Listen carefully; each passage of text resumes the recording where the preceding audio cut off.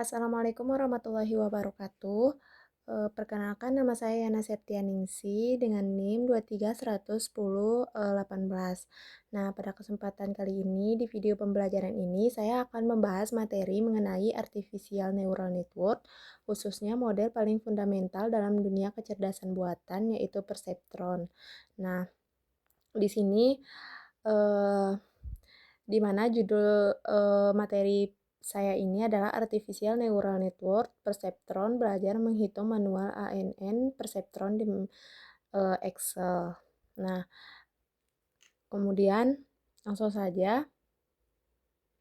Nah, Artificial Neural Network Perceptron ini adalah sistem komputasi yang terinspirasi dari cara kerja otak manusia. Nah, otak manusia terdiri dari miliaran neuron yang saling terhubung dan saling berkomunikasi melalui sinyal. ANN meniru konsep ini secara digital, di mana setiap node mewakili satu neuron dan setiap koneksi antar node mewakili bobot atau kekuatan hubungan. Nah, perseptron adalah model ANN paling sederhana yang pertama kali diperkenalkan oleh Frank Rosenblatt pada tahun 1958. Nah, baik, di sini pada slide selanjutnya ada contoh permasalahan di mana agar lebih mudah dipahami, saya menggunakan sebuah studi kasus nyata dari dunia perbankan, yaitu sebuah perusahaan yang bergerak di bidang pemberian kredit ingin melakukan predik terhadap calon nasabah. Apakah mereka layak diberikan pinjaman atau tidak? Logikanya sederhana, jika seorang customer diprediksi akan bangkrut, maka ia akan diberikan pinjaman. Data yang kami gunakan terdiri dari 5 data historis nasabah dengan 2 fitur input, yaitu jumlah harta X1 dan jumlah utang X2 serta label target status itu Y. Nah, di sini jika seorang customer baru datang dengan kondisi harta 0,7 dan utang 0,6, apakah ia layak mendapatkan pinjaman atau tidak? Kemudian inilah yang akan dijawab oleh model perseptron kita nanti. Baik, selanjutnya di sini ada ilustrasi arsitektur perseptron, di mana berdasarkan ilustrasi pada slide ini, sebuah perseptron terdiri dari beberapa komponen utama, yang di mana di sini ada vektor masukan atau input layer, nilai-nilai fitur dari data yang kita masukkan dalam kasus ini adalah X1, yaitu harta, kemudian X2 adalah hutang. Setiap input terhubung ke neuron pemroses melalui bobot masing-masing. Bobot atau weight W1, W2, dan Wn ini setiap koneksi dari input ke neuron memiliki bobot. Bobot ini menentukan seberapa besar pengaruh setiap input terhadap keputusan akhir. Bobot inilah yang akan terus diperbarui selama proses training. Nah, pemrosesan ini, di dalam neuron ini terjadi dua proses. Pertama, semua input dikalikan dengan bobot, kemudian dijumlahkan menjadi nilai net atau V. Kedua, nilai V tersebut dilewatkan ke fungsi aktivasi untuk menghasilkan output Y. Nah, threshold atau T di sini adalah nilai ambang batas yang digunakan fungsi aktivasi untuk menentukan apakah output adalah 0 atau 1. Nah, sinyal keluaran di sini Y merupakan hasil akhir prediksi dari perseptron berupa nilai 0 atau bangkrut atau 1 tidak bangkrut. Nah, arsitektur ini sangat sederhana, namun sudah cukup kuat untuk menyelesaikan masalah klasifikasi yang bersifat linearly separable. Kemudian selanjutnya di sini ada istilah penting, di mana istilah fundamental yang perlu kita pahami dalam mesin learning. Nah, yang pertama di sini ada training. Training ini adalah proses untuk mengenali pola pada data yang tersedia guna mendapatkan model atau bobot akhir yang optimal dalam proses training. Model perseptron akan terus-menerus memperbarui bobotnya berdasarkan error yang terjadi hingga akhirnya model mampu memprediksi data training dengan benar atau hingga konvergen. Nah, analoginya seperti seorang siswa yang belajar dari buku pembelajaran, ia terus berlatih soal hingga memahami polanya. Nah, kemudian yang kedua itu ada testing. Nah, testing di sini adalah proses pengujian menggunakan bobot akhir yang diperoleh dari data training. Pada tahap ini, model dihadapkan pada data baru yang belum pernah dilihat sebelumnya. Untuk menguji seberapa baik model dapat melakukan generalisasi. Dalam studi kasus kita, setelah training selesai, kita akan menguji model dengan data customer baru, yaitu harta sama dengan 0,7 dan utang sama dengan 0,6. Nah, selanjutnya di sini ada algoritma perseptron di mana yang pertama itu ada inisialisasi bobot awal atau W0, learning rate dan threshold. Nah, di mana yang kedua ini ada hitung nilai V atau net input, yaitu hasil perkalian setiap input dengan bobotnya kemudian dijumlahkan. Kemudian yang ketiga ada hitung nilai Y, output prediksi atau output prediksi menggunakan fungsi aktivasi berdasarkan perbandingan V dengan threshold. Kemudian yang keempat itu ada error sebagai selisih antara target nilai Y dan nilai prediksi Y. Kemudian yang kelima, jika masih ada error, perbarui bobot menggunakan rumus update bobot.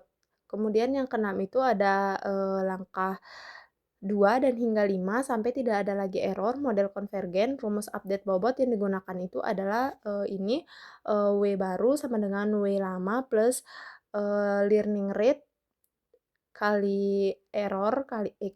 Nah, di mana uh, N ini adalah learning rate yang menentukan seberapa besar langkah pembaruan bobot pada setiap iterasi.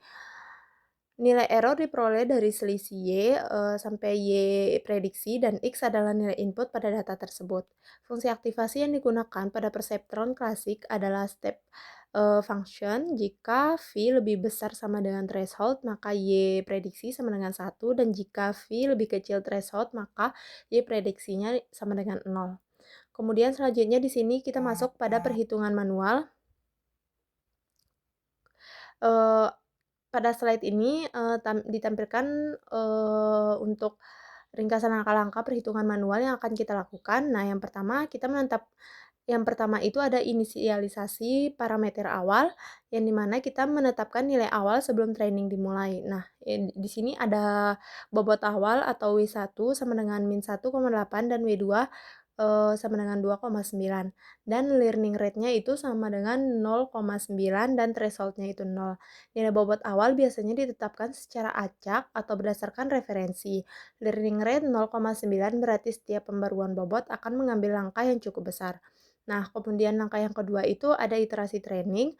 Pada setiap iterasi kita menghitung V atau net input, Y prediksi, error, dan kemudian memperbarui bobot untuk setiap data. Proses ini diulang hingga semua data diklasifikasikan dengan benar.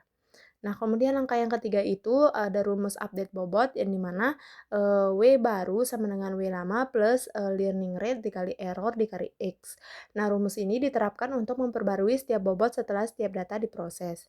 Langkah yang keempat itu ada prediksi akhir, di mana setelah training selesai dan bobot konvergen, kita gunakan bobot akhir tersebut untuk memprediksi customer baru dengan X1 sama dengan 0,7 dan X2 sama dengan 0,6. Kemudian menentukan hasil X prediksi dan menarik kesimpulan.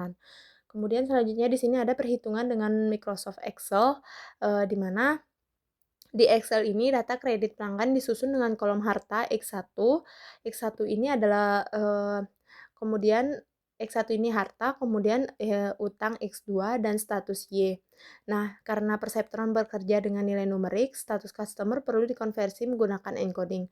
Nah, yang dimana di sini tidak bangkrut ini dikodekan sebagai angka 1, kemudian bangkrut di sini dikodekan sebagai 0, sehingga kolom Y pada Excel berisi angka 1 dan 0. Kemudian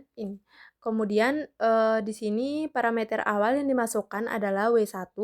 W1 ini bernilai min 1,8, W2 awal 2,9 dan learning rate-nya itu 0,9 serta threshold-nya itu adalah 0. Nah, di mana di sini ada prosedur di Excel-nya. Kemudian di sini yang pertama di bagian ini langkah pertama itu kita inisialisasi bobot awal, learning rate, dan threshold sudah dilakukan di atas tadi. Kemudian langkah yang kedua itu menghitung V atau setiap data training. Kemudian yang ketiga, menghitung nilai Y prediksi menggunakan fungsi aktivasi step function. Jika V lebih besar sama dengan 0, maka Y prediksinya sama dengan 1. Jika V lebih kecil 0, maka Y prediksinya itu sama dengan 0. Nah, selanjutnya di sini ada, hasil iterasi di Excel. Nah, ini adalah, tabel iterasi yang dihasilkan dari perhitungan di Excel tadi. Proses training berlangsung selama 4 iterasi hingga model konvergen tidak ada lagi error. Nah, di sini Eee, iterasi pertama ini dimulai, dengan bobot W1 sama dengan -1,8, dan W2 sama dengan 2,9 pada data pertama, X1-nya itu sama dengan 1,2, di mana di sini, X2-nya 0,3 dan Y-nya itu adalah 1. Nah ini, karena V sama dengan -1,29 lebih kecil 0 threshold-nya, maka Y prediksinya itu sama dengan 0. Nah, error-nya itu sama dengan Y min Y prediksi sama dengan 1 kurang 0 sama dengan 1. Di sini, ada error. Errornya itu 1, kemudian, W1 0,9, W1 itu 0,9 dikali 1 dikali 1,2 sama dengan 1,08, W1 baru sama dengan -1,8. Kemudian di sini, sama dengan 0 min 0, eee, du du du 72. Nah, kemudian W2-nya sama dengan 0,9 dikali 1 dikali 0,3 sama dengan 0,27, berarti W2 barunya itu 2,9 plus 0,27 sama dengan 3,17. Nah, kemudian selanjutnya iterasi 2 dan 3, di sini iterasi 2 dan ketiga itu proses yang sama dilanjutkan dengan bobot awal yang merupakan bobot akhir dari iterasi sebelumnya. Pada setiap iterasi, bobot terus bergerak menuju nilai yang optimal. Kemudian, pada iterasi keempat, di sini seluruh data menghasilkan error sama dengan 0, ini berarti model sudah konvergen, bobot akhir yang diperoleh adalah W1 sama dengan 0,4, yaitu 0,54, W2 min 0,25. Nah, prediksi customer baru, sekarang, kita gunakan bobot akhir tersebut untuk memprediksi customer baru dengan harta sama dengan 0,7 dan utang sama dengan 0,6. Nah, di sini bisa dilihat, di mana hitung V sama dengan W1 dikali X1 plus W2 dikali X2.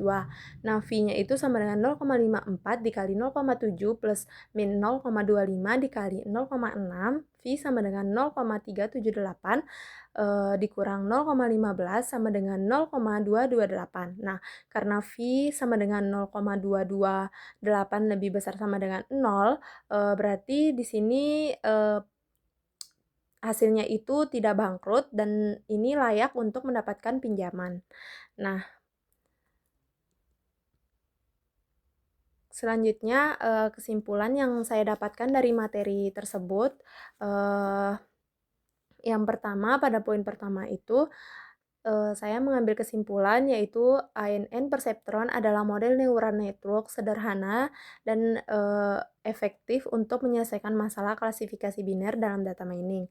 Nah, poin yang kedua itu algoritma bekerja secara iteratif mengikuti siklus hitung V, hitung Y, prediksi, hitung error, update bobot, dan diulang hingga model konvergen tidak ada lagi error.